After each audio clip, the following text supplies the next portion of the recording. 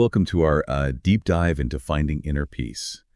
It's fascinating, how in a world that's constantly buzzing, our research suggests inner peace isn't this grand escape, but it's about tiny daily choices. Yeah, like building blocks. Exactly. And those are the things that we're going to be breaking down today. Yeah. One of the things that stood out to me from your sources was this concept of presence.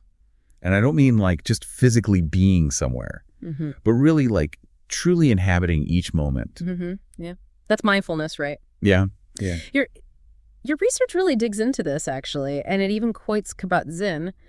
He defines mindfulness as paying attention in a particular way, on purpose, in the present moment, and non-judgmentally. Okay, that's kind of a mouthful. Yeah. But I love it. So it's not just spacing out, it's being deliberate. Yes, it is. And your research also tied that to intentionality. So it's not just noticing your breath, for example, but breathing with the purpose of grounding yourself. Like one source said, each breath becomes an anchor to the now. I love that. I'm just picturing myself being super stressed and suddenly remembering to breathe, almost like it's a superpower. It really can be. Your sources even have these practical tips, like starting each day noticing 3 sensory details, what you see, smell, and hear. Oh, I like that. Yeah, it's like a mini meditation to set the tone. Yeah, that's so doable. Because it's not about having to find this hour to go meditate. It's about those mindful moments, I guess you could call them, throughout the day. Right. Speaking of which, the research also emphasizes the importance of setting boundaries. And let's face it, that can be tricky. Yeah. One of your sources made this great point about how boundaries aren't walls, but filters. So they don't shut everything out, but they help you choose what gets through. That's much less harsh. Right. Yeah. And it ties into energy protection, which is this key theme that came up a lot. Yeah. One source called boundaries, the guardians of our inner peace. Ooh, I like that. It makes them sound way more important. But what does that look like, setting those energy boundaries? Well, your research had some great examples, like turning off your notifications after work hours. That's a boundary. Or like consciously limiting time on social media, another boundary. It's about you proactively choosing where your energy goes. It's almost like energy budgeting, right? Yes. We have so much to spend each day, and we have to be wise about where we're investing it. But how does this actually tie into finding inner peace? So when we're constantly being bombarded by all these demands and the distractions, it really drains us and just creates turmoil. Yeah. But when we set boundaries, we protect our energy. And then we create the space for calm and clarity to emerge. It's like clearing the clutter to make room for the peace. That makes so much sense. It's not about becoming a hermit. No. It's just about being intentional with what we allow into our lives. Exactly. And that intentionality, it can extend to our thoughts, too. And that's where gratitude comes in. Right. Gratitude was another big theme in the research. Yeah. But sometimes it feels a little cheesy. Like, am I really supposed to be grateful for being stuck in traffic? Right. I don't know. Well, your research actually tackles that head on. It says it's not about denying the negative, but it's about intentionally seeking out the good. Okay. One source put it like this: gratitude is a muscle that grows stronger with use. Oh, I like that. So it's not necessarily about what happens to us, but how we choose to respond to it? That's kind of empowering. Yes, it is. And your research even went beyond the feel-good stuff with gratitude, too. It cited studies showing gratitude can reduce stress hormones and it can improve your sleep.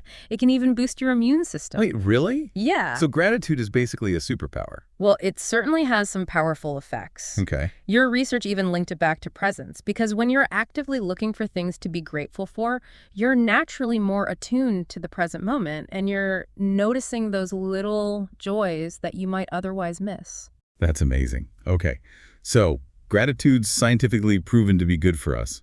It helps with presence, and it makes us less grumpy. Okay, I'm sold. Excellent. Now let's talk about another piece of the inner peace puzzle. Okay. Something your research called soul-nourishing activities. Ooh, that sounds lovely. Tell me more. It's essentially about engaging in activities that bring you joy. They replenish your energy and connect you with a sense of purpose.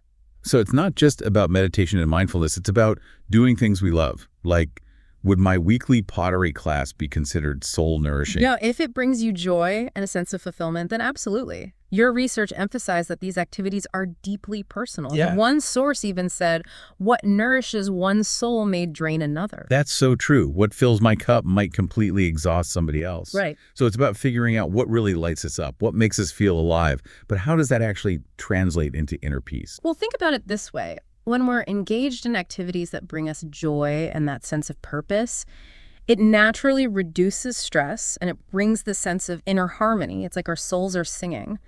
And that harmony, it radiates outwards. That's beautiful. It's not just about fixing what's wrong. It's about adding more of what feels good. Exactly. And it's important to note that these activities can take so many forms. Yeah.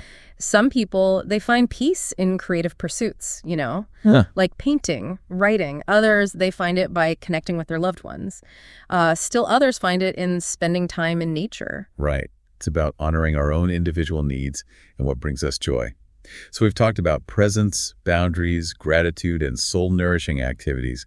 It feels like we're building a foundation for inner peace brick by brick. And remember, it's not about achieving some perfect state of Zen all the time. Right. Life will always have its ups and downs.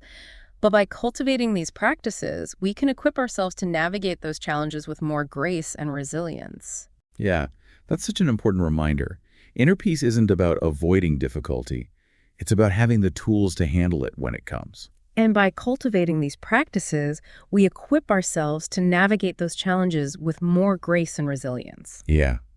That's such an important reminder. Inner peace isn't about avoiding difficulty. Right. It's about having the tools to handle it when it comes. Exactly. And speaking of tools, one that comes up a lot in the research and in life really is meditation. I have to admit, I'm a bit hit or miss with it. Yeah. Some days it feels great. Other days it's like my brain just won't shut up. That's so common. And your research actually addresses this. Okay. One source even called that wandering mind the monkey mind. Oh, yeah. Constantly chattering and swinging from thought to thought. Okay, that is a perfect description of what goes on in my head. Yeah. So how do we tame this monkey mind? Well, your research suggests that rather than fighting it, we can gently redirect it. Okay. One source even likened it to training a puppy. It takes patience and consistency and a gentle touch. I like that analogy. Right. So it's not about forcing our minds to be blank. No. It's about guiding them back to this state of calm when they inevitably wander off. Exactly. And your research dives into the neuroscience behind it. Oh. Talking about how meditation actually changes the brain over time, strengthening areas associated with focus and emotional regulation. Wait, so it's not just some woo-woo concept. There's actual science behind it. Absolutely. Your research cited studies showing that regular meditation can reduce anxiety, improve sleep, and even increase gray matter in the brain. Okay. I'm officially intrigued. But realistically, how much meditation do we actually need to do to see these benefits? That's the beauty of it. Yeah. Even small amounts can make a difference. Really? Your research emphasized that consistency is key. Right. One source even suggested starting with just 5 minutes a day and gradually increasing from there. 5 minutes even. I can manage that. But with so many different types of meditations out there, how do we even know where to begin? Your research actually encourages experimentation. Oh. It mentions guided meditations, mindfulness exercises, even simply focusing on your breath. Okay. It's about finding what resonates with you and what fits into your life. So it's not about adhering to some rigid structure. It's about finding what works for us individually. Right. I love that. Yeah. And speaking of things that work for us individually, let's talk about something near and dear to my heart. Nature. I swear, whenever I'm feeling stressed, a walk in the park is like an instant reset button. It's amazing, isn't it? It is. Your research actually delves into the science behind this, too. Does it really? Citing studies showing that exposure to nature reduces stress hormones, lowers blood pressure, and even boosts the immune system. Seriously. So my nature walks aren't just enjoyable. Yeah. They're actually good for me. I knew it. They absolutely are. Your research even connects this back to presence. Okay. Suggesting that being in nature encourages us to slow down, engage our senses, and appreciate the beauty around us. It's true. When I'm in nature, I'm not worrying about emails or to-do lists. Right. I'm noticing the leaves changing color, the sound of birds singing, the fresh air on my face. Yeah. It's like my whole being just relaxes. Exactly. And your research suggests that even small doses of nature can have a positive impact. Yeah. It doesn't have to be a grand hike in the wilderness. Yeah. Even sitting under a tree for a few minutes or bringing plants into your home can make a difference. So it's about finding those pockets of nature wherever we can Yes. and incorporating them into our daily lives. Mm-hmm. But how does all of this, the presence, the boundaries, the meditation, the nature, how does it all tie back into cultivating inner peace? Well, think about it this way. All of these practices, they help us shift our focus inward. Okay. To connect with ourselves on a deeper level, they create space for calm and clarity to emerge, even amidst the chaos of everyday life. It's like we're building this inner sanctuary, Mm-hmm.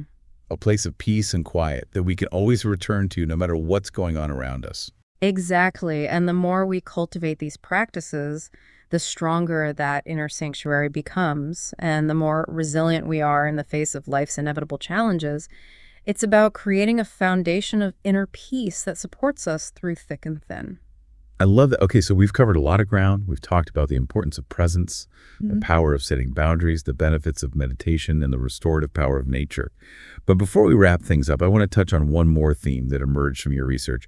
And that's this whole idea of soul-nourishing activities. It sounds so lovely. It is. But to be honest, I'm not really sure what that actually means. It's a beautiful concept, isn't it? Yeah. And your research defines it as engaging in activities that bring you joy, Okay. replenish your energy, and connect you with a sense of purpose. So it's not just about like relaxing or de-stressing. Right. It's about actively doing things that make us feel alive. Yes. But how does that tie into inner peace? Well, think about it this way. When we're engaged in these activities that align with our values and that bring us joy, it creates this sense of harmony within us. Mm-hmm. You know, our energy flows more freely, our minds are more at ease, and we naturally feel more peaceful. Your research even likened it to feeding the soul, Oh, I like that. providing sustenance for our inner well-being. Yeah, that's a good analogy. Right. It's like we're giving ourselves the nourishment we need to thrive, not just survive. Exactly. But what kinds of activities are we even talking about here? That's the beautiful part. They're as unique as we are. Oh, okay. Your research emphasized that there's no one-size-fits-all. Yeah. It could be anything from those creative pursuits like painting or writing to spending time in nature, connecting with your loved ones, volunteering, or even pursuing a passion project. So it's really about figuring out what lights us up individually. Yes. What makes us feel most alive. Mm-hmm. But you know, in our busy lives, it's so easy to put these things on the back burner. Absolutely. And your research acknowledges that challenge. One source even said, in a world that prioritizes productivity, it can feel almost indulgent to make time for joy. Oh, that's true. But the research also emphasizes that these activities aren't indulgent. Okay. They're actually essential. They're not a luxury. Yeah. They're an investment in our well-being. I love that reframe. Right. It's not selfish to prioritize our joy. It's actually an act of self-care. Exactly. And the research even suggests that engaging in these activities can have this ripple effect, Oh, really? making us more patient, more compassionate, and more present in other areas of our lives. Wow. So it's not just about us feeling good. Right. It's about us being better. Mm-hmm. But with so much on our plates, how do we actually make time for these activities? Your research had some practical tips. Okay. It suggests scheduling time for joy, just like we would schedule a meeting or an appointment. Yeah.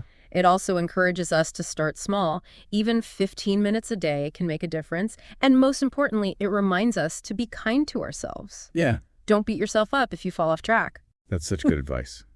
It's about progress, not perfection. Right. Well, as we wrap up this deep dive, I'm curious, what's the biggest takeaway you hope our listener walks away with? I think that inner peace isn't a destination. It's a journey. Okay. And it's a journey we can all take no matter where we are in life. All the tools and the insights we've explored today, they're available to us just waiting to be discovered and put into practice. And the most important step is just to begin. Beautifully said to our listener out there, wherever you are, on your journey to inner peace, know that you have everything you need to create a life filled with joy, purpose, and a deep sense of calm. Keep seeking, keep exploring, and most importantly, keep believing in your own capacity for peace. Until next time, happy diving.